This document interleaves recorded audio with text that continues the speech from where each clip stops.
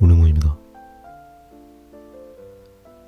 어쩌다 보니 화분에 꽂혀서 3주 연속으로 화분을 그리고 있습니다. 제가 보기에는 그림도 나름 괜찮고 내용도 참고할 것들이 많아서 꽤 괜찮은 영상이라고 흡족한 편이었는데 반응은 영 신통치 않았습니다. 삐졌습니다. 반응은 신통치 못해도 화분과 빛에 대한 내용을 마저 말씀드려야 할 것 같아서 한 장 더 그려보았습니다. 혹시 너무 기특하다고 생각되셔서 구독이라도 눌러주신다면 좀 위로가 될 것도 같습니다. 이 세 장의 그림은 확실히 다르게 보입니다. 같은 재료로 같은 기법으로 그린 그림들임에도 그림의 분위기는 참 많이 다릅니다. 각각의 그림은 밝기도 다르고 선명함에도 차이가 있습니다.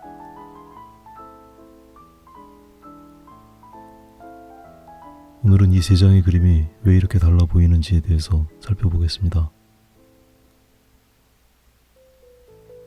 이 세 개의 화분에는 각각 다른 강도의 빛이 다른 각도에서 비추고 있습니다.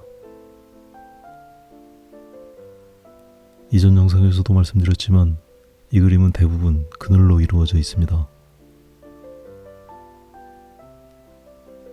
이 그늘 속에서 최대한 다양한 명도와 색상을 표현한 그림입니다.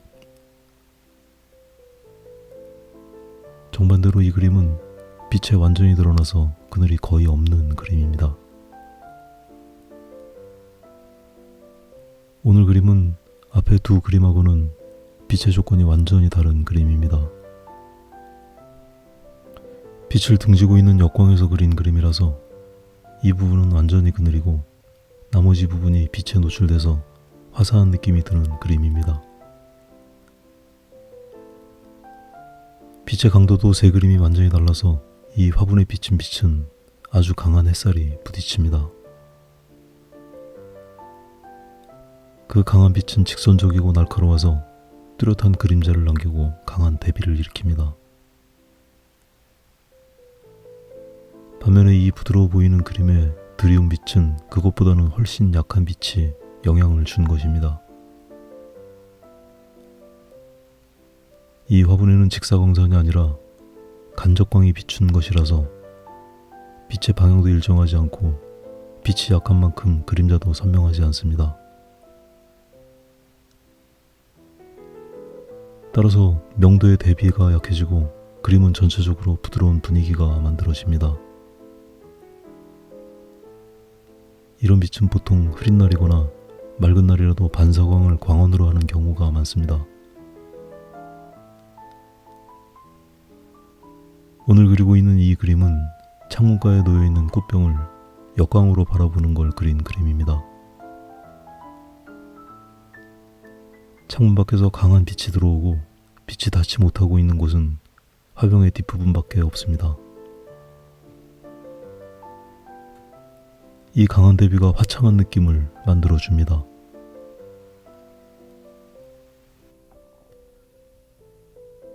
이렇게 세 가지의 경우 이외에도 빛의 종류와 조건은 너무나 다양하고 그 빛들은 같은 사물이라도 전혀 다른 분위기를 만드는 묘한 힘이 있습니다. 그런 다양한 빛의 특징을 찾아내고 관찰하고 표현하는 건 아주 즐거운 일입니다. 단지 피사체에 빛이 닿아서 명암이 드러나고 그 존재감을 느끼는 것뿐만 아니라 그 공간 안의 공기와 온도까지도 느껴질 것 같은 그림을 그릴 수 있다면 너무 멋진 일일 것 같습니다.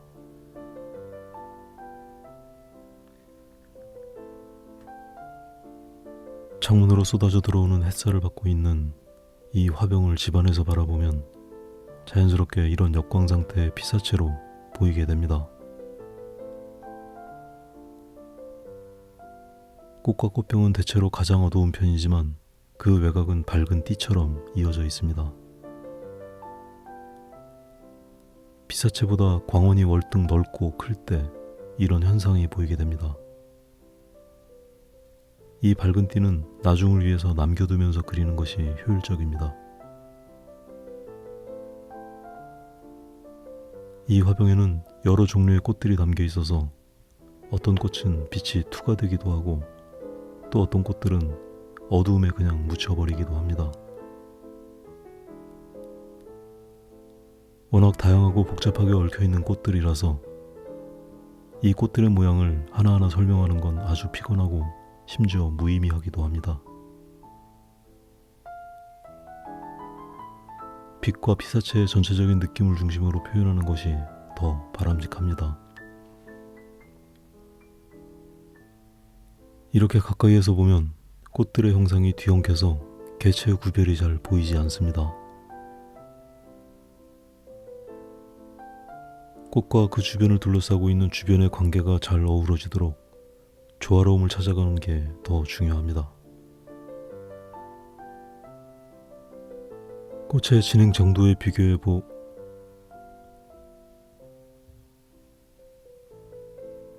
요즘은 더 잘 부러지는 것 같습니다.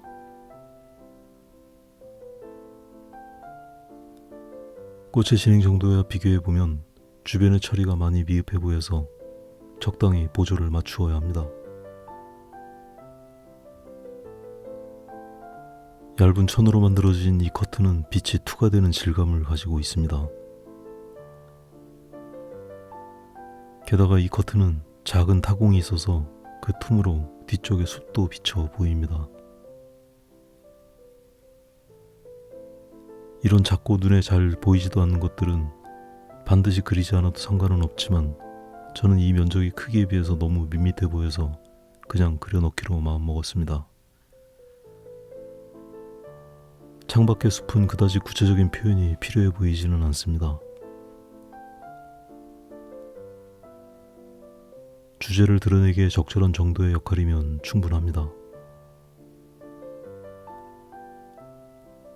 요즘 들어 그런 경우가 많지만 후반에 나이프와 오일 파스텔을 번갈아 가면서 사용해서 되도록 다양한 터치를 화면에 남겨줍니다. 지난주에 이어서 빛이 피사체에 미치는 영향에 대한 설명을 드리느라 시간을 많이 잡아먹어 버렸습니다. 그 바람에 그림을 그리는 장면은 짤막하게 편집합니다. 오늘은 여기까지 하겠습니다.